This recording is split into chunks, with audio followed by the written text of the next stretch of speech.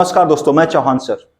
पूरे देश में चर्चा गर्म है और मुख्य बिंदु में है विनेश फोगाट। पूरे देश को इनसे आस थी कि गोल्ड मेडल आने वाला है। फाइनल मुकाबला में जा चुकी थी। एकदम फिल्मी कहानी है। फाइनल मुकाबला में पहुंचते ही इन्हें डिस्क्वालीफाई कर दिया गया। जानेंगे कारणों को, जानेंगे ओलंपिक के नियम को, जानेंगे कैसे इनकी वजन परीक्षण होती है, सब पे चर्चा करेंगे। तो आज विनेश फोगाट किसी परिचय का मोहताज नहीं है या सुर्खियों में बनी हुई है। इससे पहले भी आपने देखा होगा जब देश के रेसलर्स, देश के पहलवान सरकार के खिलाफ आंदोलन में थे तो उसमें विनेश फोगाट की अहम भूमिका थी। जो शोषण किया जा रहा था एक सांसद महोदय के द्वारा, जो आरोप लगाए गए थे, उसमें विनेश फोगाट एकदम केंद्र की भूमिका निभाई थी। अब विनेश फोगाट पे ये बातें की जा रही है कि कहीं न कहीं विनेश फोगाट को बेईमानी से बाहर किया गया है। तो क्या इसमें बेईमानी हो सकती है ओलंपिक में या नहीं हो सकती, इसी पे पूरी तरह से चर्चा करना है और इसको हमको अपने पाठ्यक्रम के अनुसार बातें करनी है। तो विनेश फोगाट भारत की पहलवान है जो इस बार 50 केजी वजन ग्राम में लड़ रही थी। यानी जो इस वजन ग्राम में लड़ेंगी तो अगले पहलवान भी 50 केजी वजन ग्राम के ही होंगे, उससे ज्यादा नहीं होना चाहिए, ऐसे नियम है। ऐसे इनका एवरेज वजन जो है 56 से 57 केजी के आसपास है। लेकिन इन्होंने ओलंपिक के लिए कड़ी मेहनत की और कड़ी मेहनत करके इन्होंने ओलंपिक से पहले अपने वजन को 50 केजी से कम किया। अब मंगलवार को मुकाबले शुरू हुए। मंगलवार को इन्होंने 3 मुकाबला लड़ा और तीनों मुकाबला जीता। उसमें से एक मुकाबला जिन्होंने जापान के जो पहलवान को इन्होंने हराया वो वर्ल्ड चैंपियन थी और वर्ल्ड चैंपियन को इन्होंने पछाड़ दिया। उस दिन से यह माना जाने लगा कि इस बार गोल्ड मेडल 50 केजी वजन में हमारा होगा और ऐसा दिखा भी। लगातार 3 मुकाबलों में 3 पहलवानों को शिकस्त इन्होंने दिया और इसके बाद इनकी एनर्जी क्या हुई, कम हो गई।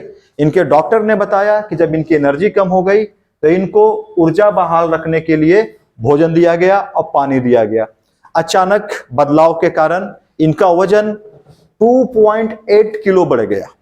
जो वजन अभी इनका था उससे 2.8 किलो बढ़ गया और इन्होंने जो मुकाबले लड़े थे उससे पहले इनका वजन 49 केजी 900 ग्राम थे और 2.8 केजी बढ़ने से इनका वजन 52.7 किलोग्राम हो गया।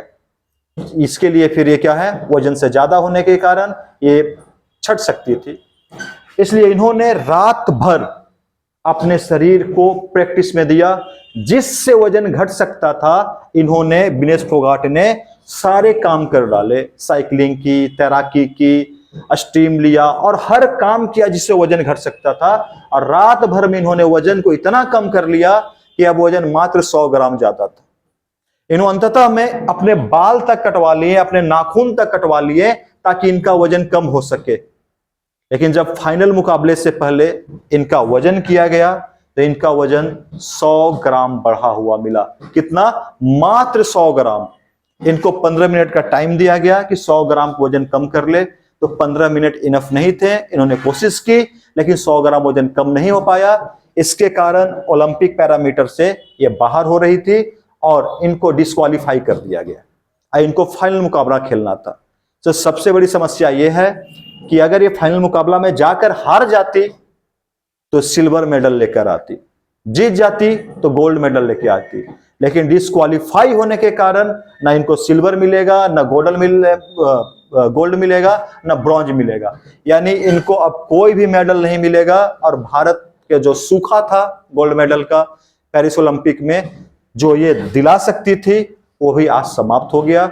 लेकिन आगे और भी बहुत सारे खिलाड़ी हैं जो हमें गोल्ड मेडल दिला सकते हैं, लेकिन इनसे जो उम्मीदें थी ये उम्मीदें समाप्त हो गई। लेकिन क्या 100 ग्राम वजन भारत सरकार मैनेज नहीं कर सकती थी? क्या भारत सरकार का वजन 100 ग्राम मैनेज करने का लायक नहीं था? इस पे प्रश्न चिन्ह भारत में खड़े हो रहे हैं। और क्या भारत ने जानबूझकर इनको डिस्क्वालीफाई होने दिया? इस पे भी बातें हो रही है। लेकिन कोई भी गवर्नमेंट ये नहीं चाहेगी कि उनका कोई भी पहलवान डिस्क्वालीफाई हो, और हम सेव कर सकते हैं तो सेव करेंगे। लेकिन ओलंपिक का पैरामीटर ऐसा है जिसपे कोई भी देश हो उसको बाहर होना पड़ता है। तो इस पैरामीटर पे उससे पहले, इनसे पहले इटली की जो खिलाड़ी आपको दिख रही है स्क्रीन पे, एमेनुएला ल्यूजी, इनको बाहर कर दिया गया था क्योंकि इनका भी वजन अपने हिसाब से ज्यादा था। तो ये भारतीय महिला अकेली नहीं है विनेश फोगाट, ये कहें कि बदकिस्मती है इनकी कि इनका वजन अचानक बढ़ गया। इन्होंने भरपूर प्रयास किया, बाल तक कटा लिए, फिर भी वजन घटा नहीं पाए। ओलंपिक खेलों में मापते हैं वजन, मतलब ओलंपिक खेल में क्या है ना कि वजन आपका आज भी नापी जाएगी और कल भी नापी जाएगी। और जिस दिन भी आपका वजन बढ़ा हुआ मिल गया, जिस ग्राम में आपने दिया है, जिस किलोग्राम में आपको लड़ना है, उससे आपको क्या किया जाएगा, बाहर कर दिया जाएगा। डॉक्टर ने भी बातें की कि हमने कोशिश किया लेकिन नहीं हो पाया। ये तो चलिए भाग्य की बात हो गई कि आज हमारी जो महिला ये कुश्ती करती है, इनके प्रति श्रद्धा है मन में और दुख भी है कि इनके लाख मेहनत के बाद ऐसा हुआ। ये भी बहुत परेशान थी, हाथ जोड़ी हुई है, हर मिन्नतें की, हर प्रार्थना किया, लेकिन कहीं से कोई सुनने वाला नहीं था। बड़े दुर्भाग्य की बात है दोस्तों कि देश की एक होनहार महिला, एक होनहार जो स्वर्ण पदक लाके दे सकती थी, मात्र 100 ग्राम के चलते बाहर हो गई। तो हमेशा याद रखिएगा, लक्ष्य में थोड़ी सी भी चूक आपको बाहर कर सकती है। कोई भी लक्ष्य हो आपका, एक थोड़ी सी चूक आपको बाहर कर सकती है। जब 100 ग्राम किसी को बाहर कर सकती है ना, तो बहुत कुछ हो सकता है बाहर होने के लिए। तो अपना निशाना हमेशा टारगेट पे रखें। अब घोषणाएं तो बहुत हो रही है कि हम आपको 25 लाख रुपए दे देंगे, 50 लाख रुपए दे देंगे, कोई करोड़ों रुपए भी दे दे, कोई बड़ी बात नहीं है।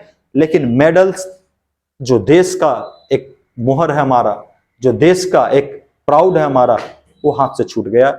थोड़ा सा भारत सरकार को इसमें लगना चाहिए था, ओलंपिक से बात करनी चाहिए थी और थोड़ा सा समय विनेश फोगाट को दिलाने का काम करना चाहिए था। इससे वो 100 ग्राम वजन और कम कर लेती। जब रात भर में जिन्होंने 2.8 किलोग्राम वजन में से 2.7 किलोग्राम वजन लगभग कम कर लिया, तो 100 ग्राम वजन और क्या था, ये कम कर सकती थी।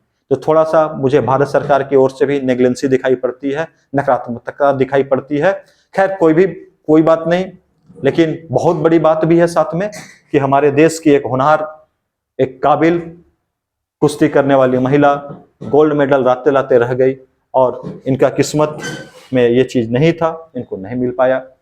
और आपको पढ़ाई के हिसाब से आपको क्या करना है, इस बार के जितने भी ओलंपिक में गोल्ड मेडल जीते जाएंगे, जो देश टॉप 5 पे होंगे, साथ में इंडिया का क्या पोजीशन होगा, इंडिया कितना गोल्ड मेडल जीत रही है या कितने कांस्य पदक जीत रही है या कितना रजत पदक जीत रही है, ये सब आपको मेंटेन कर लेना है।